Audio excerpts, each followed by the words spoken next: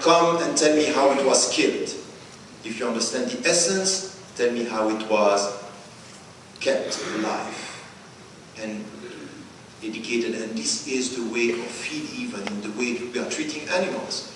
So you understand here that it's a radical reform of the Muslim minds. I'm not calling for reform of Islam per se, but a radical reform of our understanding from within and our minds. Starting, and I will conclude with all this here, as first in the essence, the understanding. The second is the terminology. The third is really about the fundamentals and what is changing. And then about authority.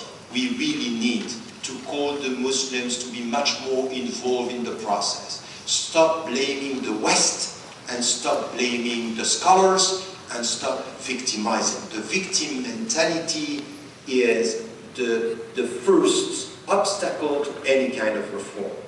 Become the subject of your history. And this is where you can find Christians, you can find Jews, you can find Buddhists. They can understand what I'm talking about here. They get it. They are facing exactly the same problem in the respective tradition. Even among atheists and agnostics, they have exactly the same question.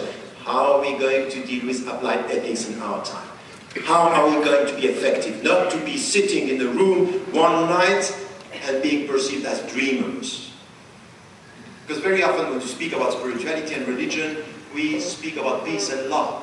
We are not serious about these matters. We are not enough serious with sciences, with complexity, with understanding what we are talking about. And these are serious matters. This means that we need competencies, that we need input from people knowing the different fields. And this is where the Muslims can contribute. So they have to be much more contributing in the medical field, in environment.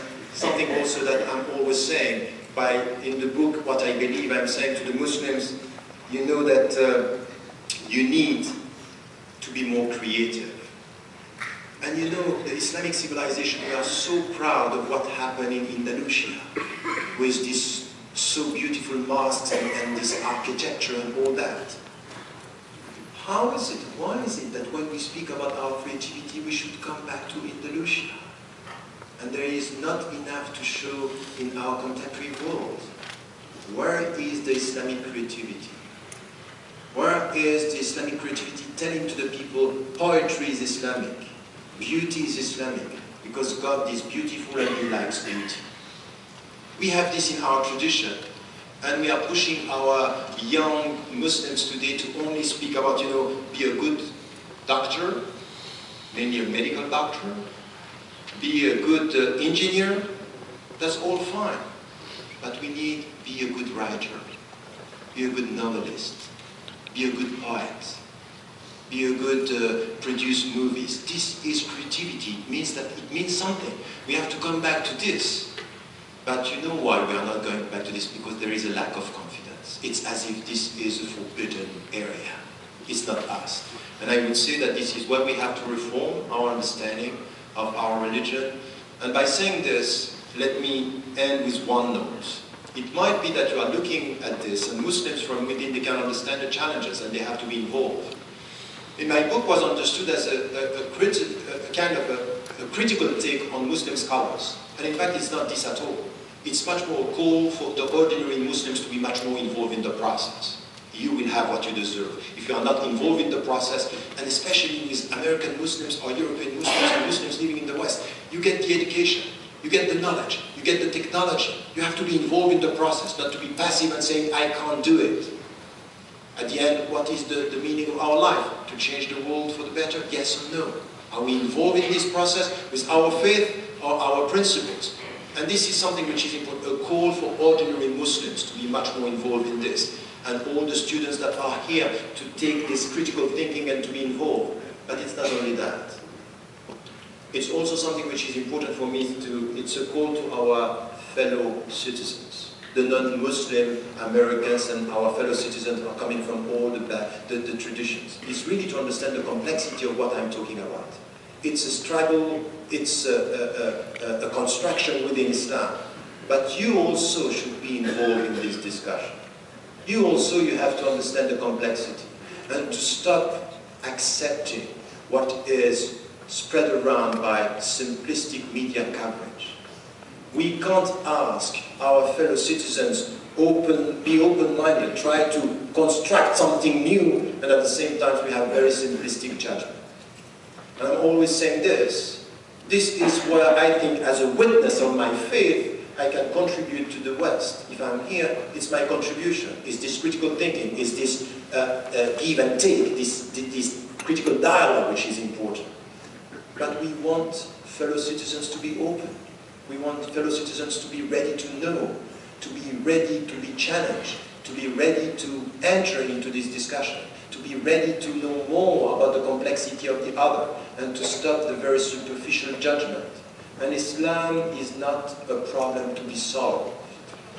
Islam is for Muslims solutions that give them light into their life, and they have to listen to this. And I would suggest that this process, this critical thinking, this better understanding is so important, because the more you are suspicious, the less we are confident, and the less we can go towards this process of reform and transformation and living together. And this is where we all have to be witness of our faith and our belief in our daily life. This is where we can have this critical thinking, and this is where I would like to see our universities to open the door of this critical debate and this critical discussion, where we can come with this kind of understanding and reform in these different fields. And there is one field where we have to work together, is education. Education at all the levels. This is where we have to be together, to understand that we have lots to learn and much to give to our society, if and only if we are ready for this complexity and this intellectual humility I was talking about in the beginning. So these are the points that I wanted to make. It's a very difficult struggle. It's not always understood by Muslims. And I can tell you, it's sometimes more difficult to speak to Muslims than to speak to non-Muslims about that. And it's not easy. But at the end of the day, I think that every one of us could do his job in the process, can be involved in the process. And I'm here, I look at this room, lots of people, and I was told, you know what, 500 people coming. I'm not impressed by the number. Because at the end of the day, to come, even for an academic lecture, the number is nothing. If at the end we don't get the point, which is get the complexity of the topic, the necessary commitment to change, and to be open to a critical dialogue. And critical dialogue is maybe the most difficult thing that we have to experience in a world where we have this simplistic judgment of us versus them, right versus wrong, and people coming to colonize us with their religion and not being able to enter into the dialogue. So when you started this evening by saying that this is the commitment of this university, I would like this to be also our respective individual and collective philosophy. Thank you.